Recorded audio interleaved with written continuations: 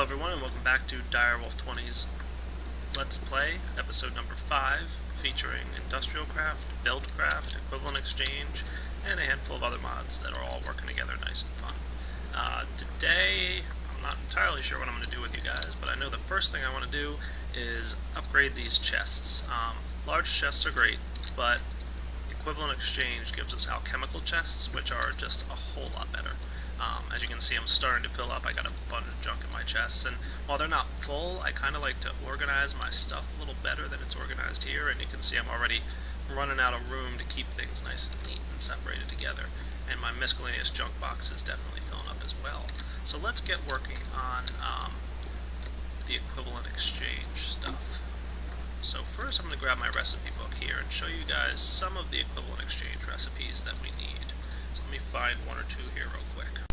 So here we've got the alchemical chest. You can see I need some of the covalescence dust. In the Equivalent Exchange mod, this dust is used in a few recipes, but its primary purpose is repairing items. So I'm using a mining drill to mine with, so that's not a big deal. I don't need this dust so much because of that. But let's say I had a diamond pickaxe, and I didn't want to use 3 diamonds to make another one. I could use 1 or 2 diamonds to make some covalescence dust, and it would let me repair that diamond pickaxe. But that's the recipe here. We need a couple pieces of smooth stone, diamond, a couple iron ingots, and a chest. So let's go get the recipe for the covalescence dust. And here we go. Got a couple recipes here. You can see there's green covalescence dust, which is made using cobblestone. The light blue covalescence dust, which is made using iron. And the dark blue covalescence dust, which is made using diamond. And there's a couple different recipes for it. Some of them involve the philosopher's stone and glowstone. Others are just, as you can see here. So I'm going to go ahead and make 3 of each, because I'm probably going to want to make 3 alchemical chests. So you can see I take a piece of coal, 2 cobblestone, 2 iron, and 2 diamond here to make those. So let's go get those ingredients. Grab a couple iron, a couple diamond, I got some coal and cobble on me. And it's a shapeless recipe, as you can see. So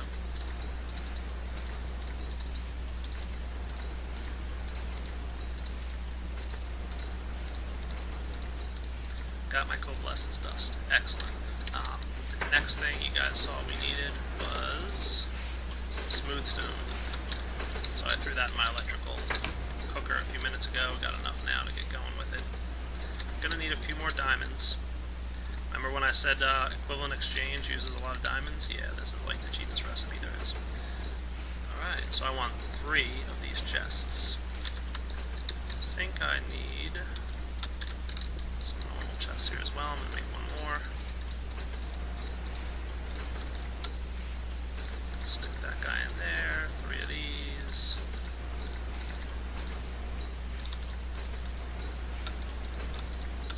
Ta-da! Alchemical chest. 1, 2, 3. Put back my extra smooth stone. And let's stick one of these guys down here. So, here's the size of a large chest. It takes up 2 blocks. Here's the size of an alchemical chest. It takes up 1 block. Much, much bigger. And awesome.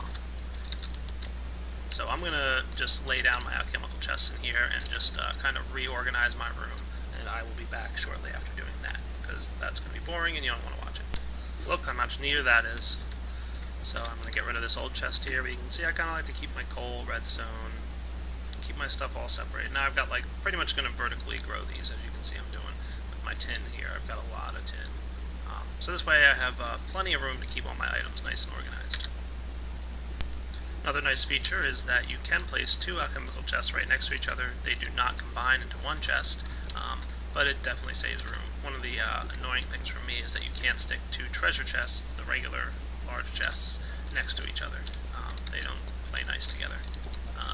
So you can see I dumped all my cobblestone into this nice chest here, put my rare stuff and my mod items together right next to each other. And I still have this miscellaneous junk chest, which is actually the chest that's probably the largest fold right now, but I'm going to make another alchemical chest a little bit later. So the next thing I'm going to do, I think, is probably head down to the Nether. I'd I'd like to get some glowstone and build a Philosopher's Stone, which is another piece of the Equivalent Exchange mod. So let me get prepared to do that, and I will come back soon. Okay, I think I'm going to build my portal room right here next to my machine room.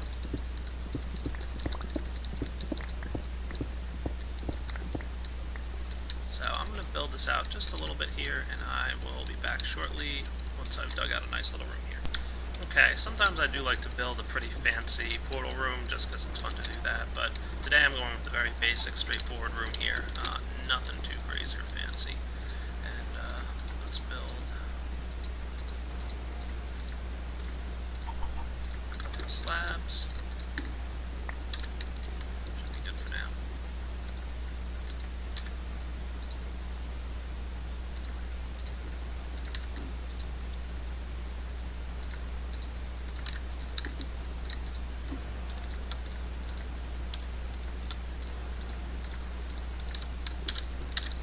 Let's get to work.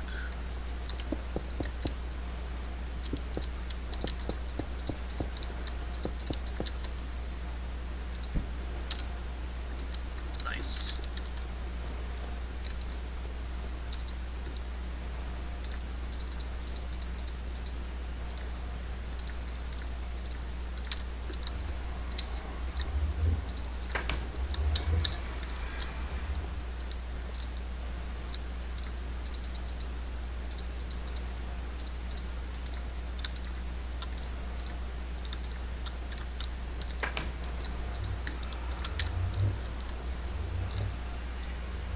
And I'm just building some slabs here because I like to make it easy to get into my portal.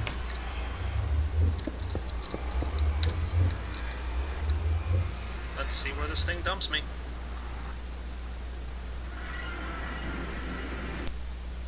And through the wonders of editing, we now have the nether. Oh, well, conveniently it put me right next to some glowstone. That's nice. Wow, very right next to some glowstone.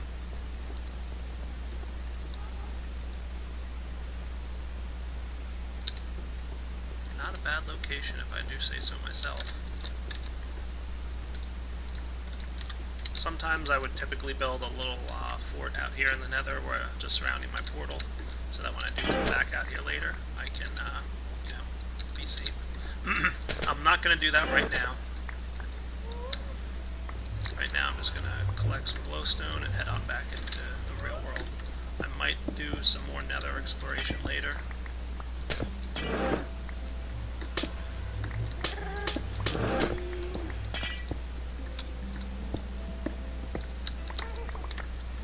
Gotta love the mining drill.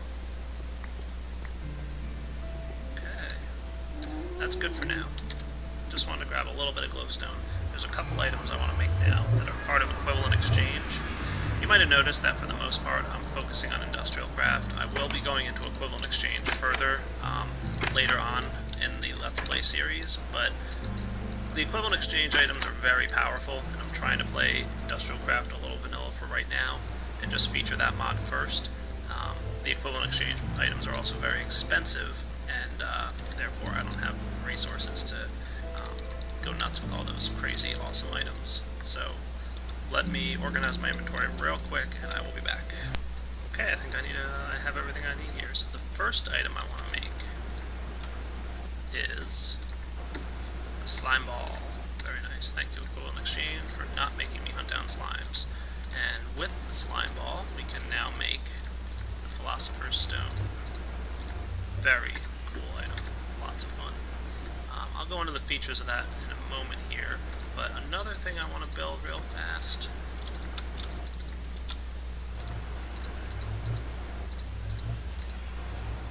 is a glowstone aggregator. This guy will create glowstone for me, and a nice little item. I'm going to stick it in my chest room right now just because, why not? This thing needs light around it to function properly. So you can see it's fully filled up here with the light resource. So by putting torches around it, it works pretty great. And all I need to do, grab some cobblestone, drop it in there, and this will slowly but surely convert this cobblestone into glowstone. Not glowstone dust, but glowstone. Takes a few minutes per cycle, so it's not an extremely fast process. Further in this Let's Play series, you'll see me building a good number of these. In my equivalent exchange series that I did prior to this Let's Play, I featured a room where I had about a dozen of these aggregators, all going at once, connected with some BuildCraft pipes. It was really cool. Definitely recommend you guys check that out if you're interested in seeing how awesome these glowstone aggregators can do. So that's the glowstone aggregator. I just wanted to get that cooking for right now. So I'm going to go ahead and drop off my glowstone. These guys down here for now. And let's take a look at the Philosopher's Stone real quick. I'm not going to use it to actually do anything too serious, but I do want you guys to see how it works. So I'm just going to go a little bit away from my house. Right now, the item in my inventory that I have the most of is cobblestone. I have over 100 cobblestone sitting right here, and 102 to be exact. And that's the item I have the most of. The Philosopher's Stone looks in your inventory, sees what item you have the most of, and for now, I have some redstone on me. If I right-click on the ground, it will build a 3x3 wall. Pretty cool.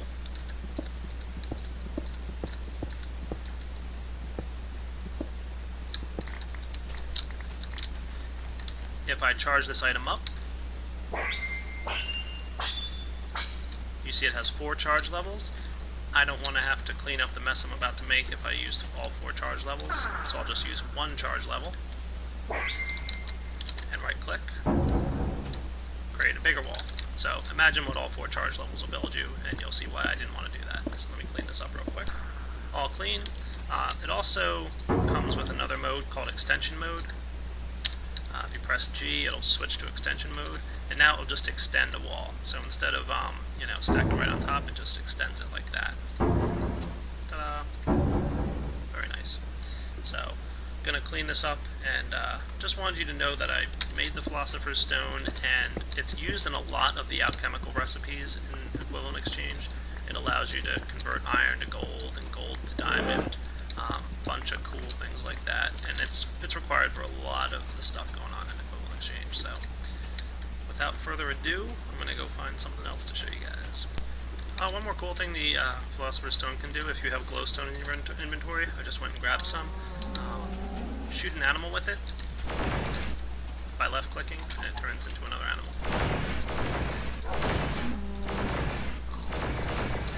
Oh, ran out of my glowstone. Yep. So that's cool and a lot of fun. Well, this is too funny not to show. I came down into my mining caves and was doing a little mining, wanted to gather a few more resources here before I do anything else, and found an underground lake with a ton of squids in it. So I'm guessing you guys can see that pretty clearly. There's a few more down here. Yeah, that's kind of funny. Alright, that's all. Well guys, I don't know how clearly you might be able to see this before I light up this room, but I just found a, oh boy, zombie spawner, and my sword just broke. Remember I said I should have gotten a diamond sword? Yeah, I probably should have actually done that. So, cool. Also a little bit of diamond right up here, which is nice.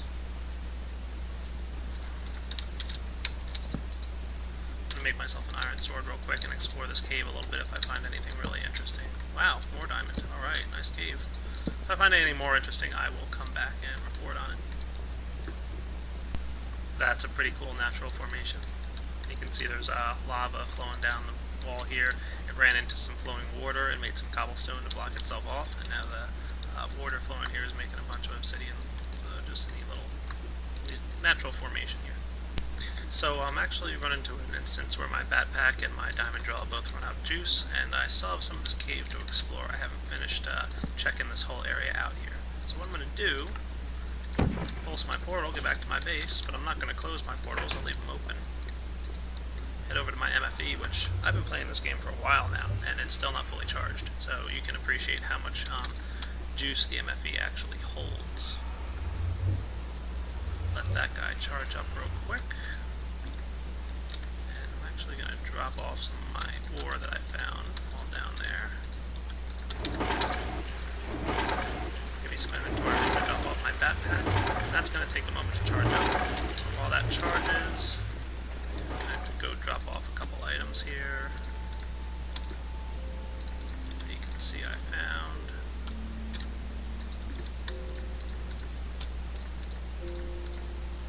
my inventory a little bit.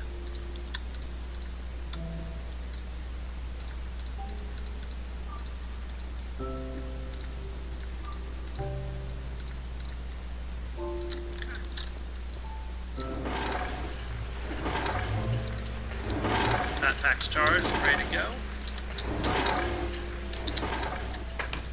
Head back down, pick up right where I left off. See how awesome the portal gun mod can be? Okay, just wrapped up some mining. You can see I got a handful more diamonds, a good amount of more materials here. Just dropped a bunch of stuff in my macerator, and my electric furnaces are cooking away. Oh, that's a little bit more for you guys. So, things are cooking. One thing I want to do right now is fix some of my wiring. Anybody who was paying attention to my second or third video when I wired all these machines together might have found out that I did it wrong. Look at this mess that I made. I mentioned in my last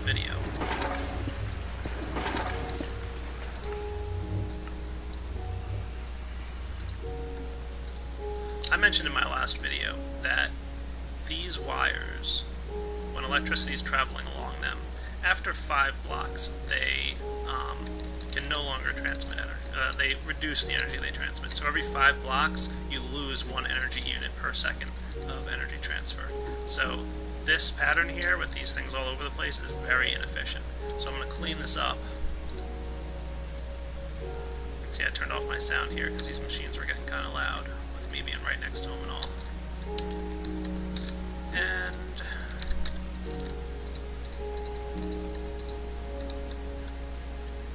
And actually, well, yeah, I'll leave that running. Okay, so that is a little bit more efficient. Without those wires running underneath, that saves me some issues that I was running into. I probably was wasting energy by doing what I was doing earlier. Something else, if you paid attention, I was also doing the same thing over here to these guys. Not a nice thing to do. I'm just going to run my wire right along the top here. And one more thing I want to do, I mentioned earlier, you saw, every 5 units we lose energy. So a good way to resolve that is by placing another bat box here. If I stick a bat box right here, then I'll be able to kind of stick all the energy into the bat box, and then it counts as a new distribution method, and I'll lose less energy units. So let me build one of those guys real quick. Gonna need some batteries. Tin.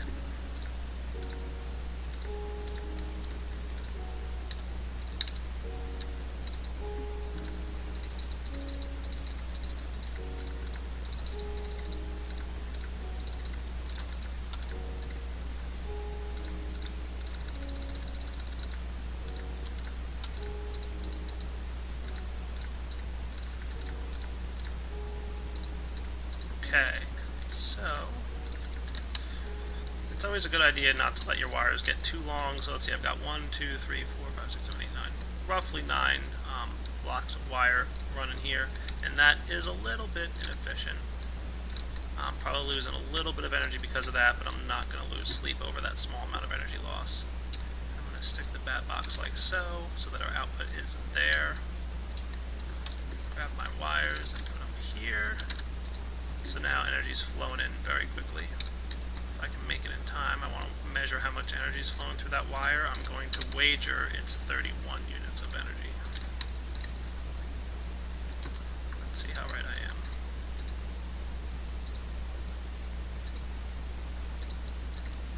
Well, I think I was a little slow, and besides with these macerators running and the fact that it's the voltage differences here, I wasn't able to accurately measure how much energy was flowing through there. Yeah, it's full now. So let's just go ahead and lock this guy into place, get these guys running again. So now we've got less energy loss as a result of this guy.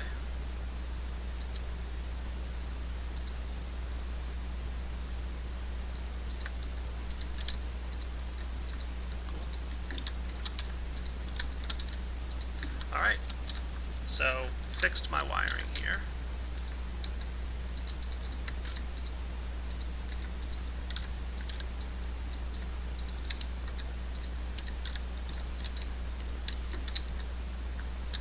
And gonna turn my sound back up a little bit.